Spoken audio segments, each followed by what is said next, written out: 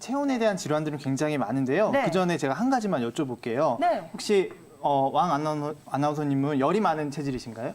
저는 좀 열이 많은 것 같아요. 네, 이렇게 이제 바로바로 미국은 화가 많고. 화가 많으시고 예. 네. 바로바로 이렇게 대답이 나오시지 않습니까? 제가 네. 외국인들한테 물어보면은 바로바로 대답이 나오지가 않고 굉장히 무슨 질문을 하는지 모르실 거예요.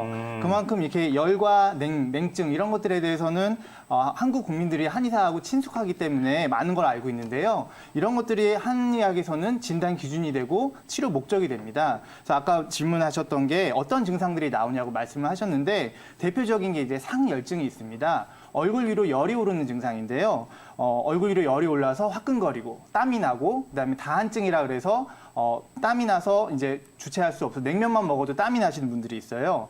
또한 이제 두통이 있습니다. 머리 위로 열이 올라서 머리가 깨질 것 같다. 머리 뚜껑을 좀 열었으면 좋겠어요. 이렇게 말씀하시는 분도 계세요. 어지러운 증상도 있으시고 그다음에 수면을 취하지 못하시는 분들도 계십니다. 다 상열증하고 관련된 거고요. 아까 또 말씀하셨듯이 화병 관련해서 가슴이 두근거리거나 한숨을 많이 쉬거나 가슴이 답답하시거나 하시는 분들도 상열증하고 관계가 많습니다.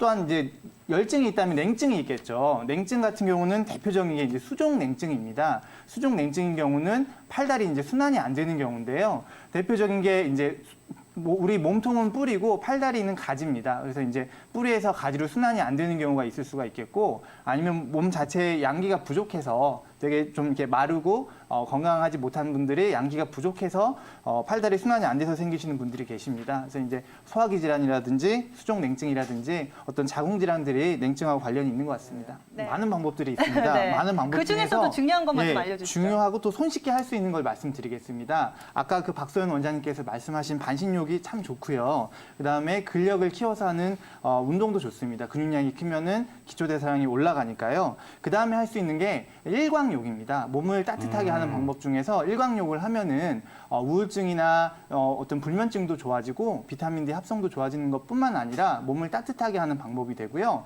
그다음에 대추혈이라고 있습니다. 이 목 뒤에 7번째 뼈가 대추혈이라는 혈자리인데요. 이 대추혈의 한방에서는 제양지혈이라고 합니다. 양기가 모이는 곳입니다. 그래서 이제 몸이 약간 으슬으슬 춥거나 할 때 드라이기로 집에 있는 드라이기로 이렇게 대추혈을 쐬주시면은 네. 몸이 좀 따뜻해지는 게 있습니다. 뭐 드라이기가 없으면은 핫팩을 붙이셔도 되고 파스를 붙이셔도 되고요.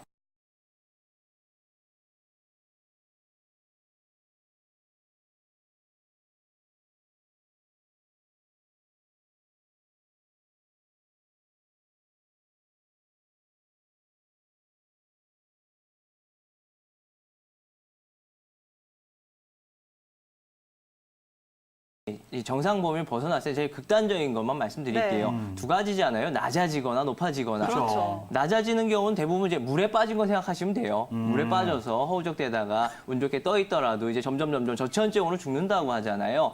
그 온도가 28도예요. 우리 정상 체온이 36.5도에서 37도라고 하는데 물에 빠져서 점점 의식이 흐려지기 시작하다가 몸의 체온이 28도가 되면 심장 기능이 멈추게 되어 있습니다. 그리고 나서 이제 고열이죠. 아이들한테 많이 나타날 수도 있는데요. 고열이 있다라는 거는 어딘가에 감염이 됐다라는 거예요. 바이러스가 됐든 뭘 잘못 먹어서 세균 감염이 됐든 뭔가에 감염이 있고 내 면역 체계가 이제 활동하기 시작하면서 열이 발생을 하는 겁니다.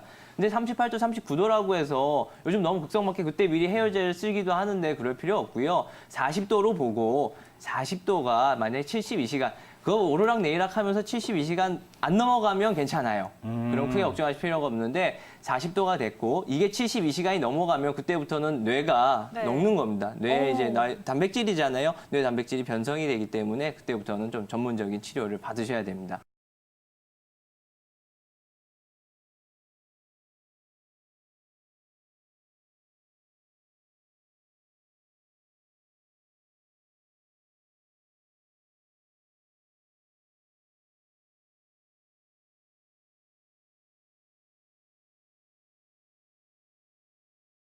보통 한의원에 오셔서 네. 본인이 열감을 호소를 하신다거나 아니면은 차가운 거를 본인이 스스로 자각 증상으로 좀 호소를 하시는 분들이 있는데 사실 한의원에서 첫 번째는 맥으로 판단을 하죠. 열증인지 냉증인지. 네. 그래서 사실 한방에서는 그냥 이렇게 보면은 본인은 굉장히 덥다고 말하는데 맥을 보면은 의외로 맥이 굉장히 빠르다. 빠른 맥일 때는 열증이고 맥이 굉장히 느리고 깔아앉고 약하고 이럴 때는 냉증으로 진단을 합니다. 그런데 맥으로는 사실 환자분이 호소하시는 증상을 확인을 하는 편이에요. 그래서 그게 진한 가열이라 그래서 진짜는 하나인데 가짜로 열이 나는 경우는 사실 맥이 느리질 않아요. 그래서 그거는 맥으로 일단 첫 번째 확인을 하고요. 네. 그다음에 조금 더 적극적인 방법으로 요즘엔 체열 진단기라는 게 있습니다. 체열 진단기는 원래는 제가 알기로는 뭐 1900년대 초반쯤에 네. 개발이 된 걸로 오래됐네요. 아는데 처음에는 그게 암세포를 진단하는 역할을 했다고 해요.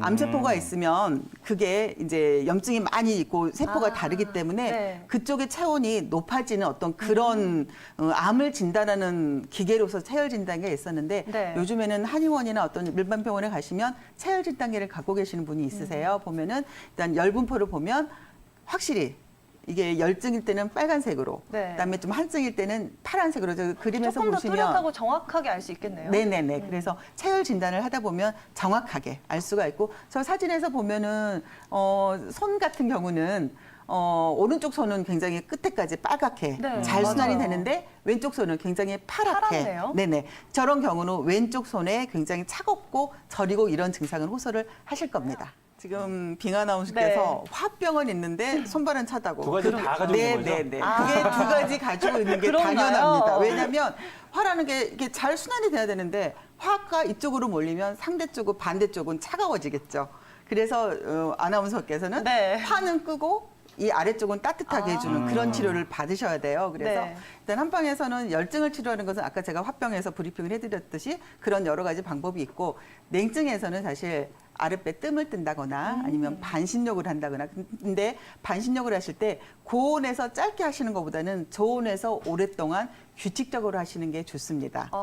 그래서 그다음에 이제 뭐 당연히 몸을 따뜻하게 하는 어떤 계피라든지 생강이라든지 그런 약을 좀 쓰면 차로 마셔도 좋아요. 그런 치료를 하시면 조금 도움이 되고 또 하나 이 열을 발산하는 건 사실 근육에서 나오거든요. 그래서 일단 몸이 차가우면 운동을 열심히 하시는 게 좋으세요.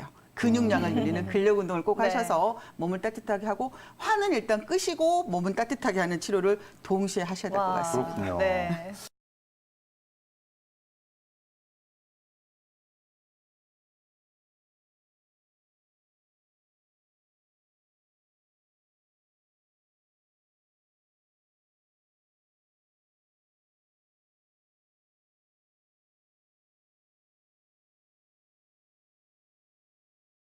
한의학에서 체온 조절이라고 얘기한다면 사실은 바로 그 항상성의 유지라는 측면에서 체온 조절에 대해서 좀 신경을 쓸 수 있을 것 같은데요. 사실 한의학에서 우리가 이제 사람의 몸이 건강한지 아닌지를 체크할 때 사실 한열, 몸이 더운지 차가운지를 굉장히 중요하게 여기는데 그래서 사람의 몸을 변증하는 방법 중에 8가지라고 해서 8강 변증법이 있는데 이 8강 중에서 표리, 한열, 허실, 기혈은 굉장히 중요한 요소고요. 실제로 그래서 몸이 너무 차거나 너무 덥거나 할 때 그것들을 통해서 체크를 할 수가 있는데 예를 들어서 몸이 너무 차다면 소화기가 또 기능이 떨어지기도 하고 수족냉증이 생기기도 하고 혈액순환이 저하되기도 하고요. 반대로 몸이 너무 뜨거워서 열이 너무 많아지면 손발이 더워지기도 하고 화가 치밀어 오르기도 하고 이런 변화들이 생길 수 있는 것이죠. 사실은 갱년기만큼 또 이제 여성들에게 있어서 이 체온 조절이 잘 안 되는 시기가 또 없을 것 같아요. 물론 이제 되게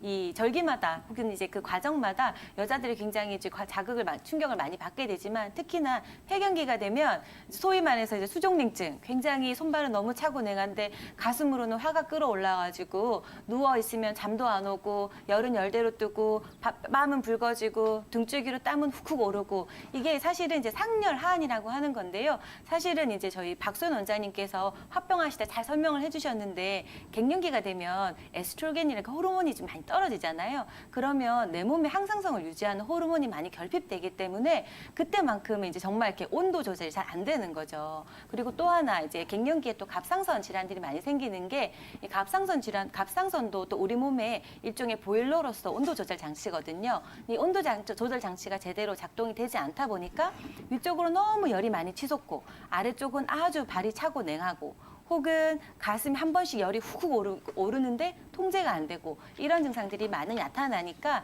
이런 갱년기 치료들을 이제 호르몬을 도와주고 몸 생활의 음여를 채워주는 이런 한방적인 치료가 갱년기 체온 조절에 도움이 될 것 같습니다.